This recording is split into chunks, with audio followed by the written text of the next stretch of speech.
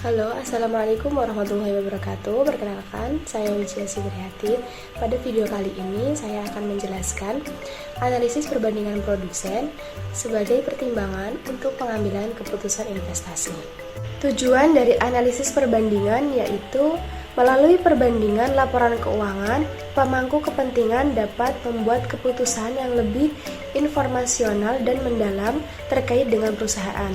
Hal ini penting untuk mendukung pertumbuhan dan keberlanjutan perusahaan dalam jangka panjang. Salah satunya adalah untuk pengambilan keputusan investasi. Untuk menganalisis perbandingan, saya menggunakan rasio keuangan. Yang pertama yaitu rasio likuiditas, yang kedua rasio profitabilitas, yang ketiga rasio solvabilitas, dan yang terakhir rasio aktivitas. Di sini saya menganalisis perbandingan perusahaan sektor makanan di Amerika. Yang pertama yaitu perusahaan Lifeway Foods, yang kedua ThyssenKrupp, yang ketiga Next Foods, yang keempat Treehouse Foods, dan yang terakhir yaitu B&G Foods.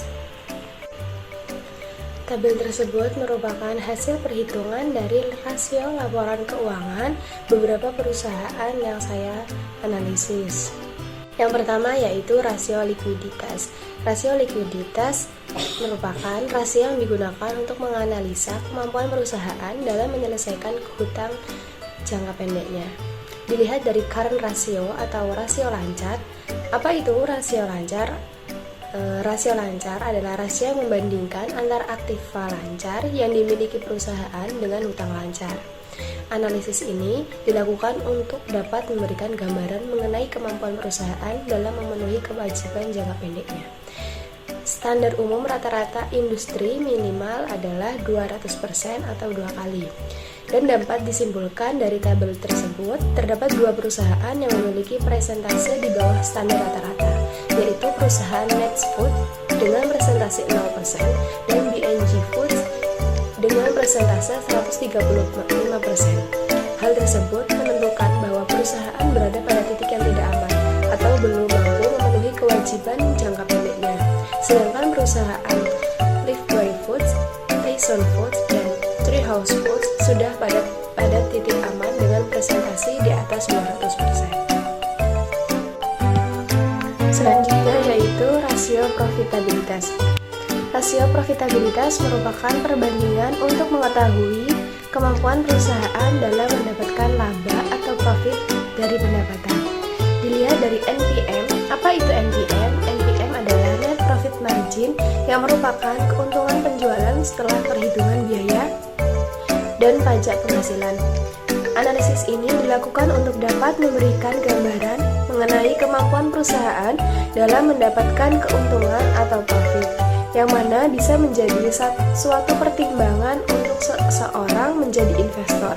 Standar umum rata-rata industri NPM dapat dikatakan baik apabila mencapai angka lebih dari 5%.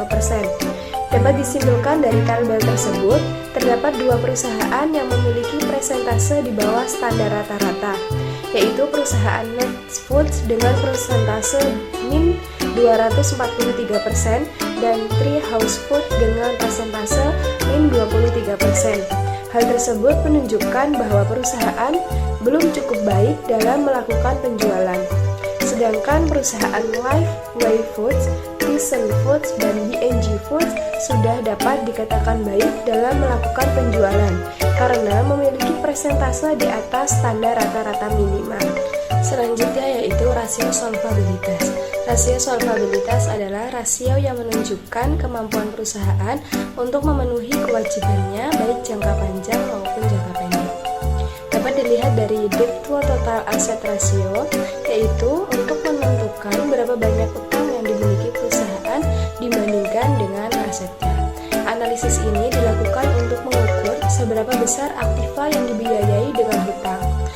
Nilai DAR yang tinggi mengakibatkan ketidakmampuan suatu perusahaan dalam membayar semua kewajibannya. Sedangkan dampak bagi investor adalah pembayaran bunga yang tinggi dan akan mengurangi pembayaran dividen. Persentase DAR yang baik adalah sebesar 22%. Dapat disimpulkan dari tabel perusahaan Next Foods memiliki presentasi paling tinggi yaitu 196%, yang berarti bahwa perusahaan Netfoods belum mampu dalam menyelesaikan semua kewajiban. Yang terakhir yaitu rasio aktivitas. Rasio aktivitas adalah rasio yang mengukur seberapa efektif perusahaan dalam memanfaatkan semua sumber daya yang ada padanya. Semua rasio aktivitas ini melibatkan perbandingan antara tingkat penjualan dan investasi pada berbagai jenis aktiva. Dapat dilihat dari perputaran modal kerja yang merupakan rasio yang digunakan untuk mengukur keefektifan modal kerja atau aset lancar yang dimiliki perusahaan dalam menghasilkan penjualan. Analisis ini dilakukan untuk mengukur besar penjualan dan untuk mengetahui bagaimana perputaran modal kerja dalam meningkatkan profitabilitas. Semakin tinggi persentase perputaran modal kerja dalam suatu perusahaan, maka akan semakin baik. Dapat disimpulkan dari tabel perusahaan, Netfoods tidak memiliki persentase. Hal tersebut menunjukkan bahwa Netfoods memiliki perputaran modal kerja yang buruk.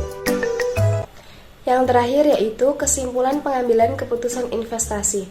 Berdasarkan informasi data yang saya ketahui melalui Edgar dan setelah melakukan analisis perbandingan menggunakan rasio keuangan antara beberapa perusahaan, rasio keuangan seperti rasio likuiditas, rasio solvabilitas, rasio aktivitas, dan rasio profitabilitas yang menunjukkan angka yang dapat menjadi pertimbangan oleh seorang investor untuk melakukan pengambilan keputusan investasi.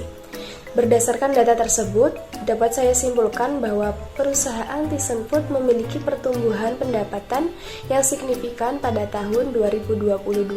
Dapat dilihat dari rasio profitabilitas yang mana presentase NPM atau Net Profit Margin sebesar 65%. Hal tersebut menunjukkan bahwa perusahaan mampu untuk menghasilkan keuntungan atau profit yang baik dalam penjualan. Tidak hanya itu saja, perusahaan ThyssenKrupp juga memiliki rasio lancar yang baik, yaitu dengan persentase 338% yang melebihi standar rata-rata minimal industri. Rasio lancar ini menggambarkan bahwa perusahaan mampu untuk menyelesaikan kewajibannya. Namun, perlu dicatat bahwa investasi selalu melibatkan risiko, dan keputusan ini tetap mempertimbangkan faktor-faktor eksternal yang dapat mempengaruhi pasar.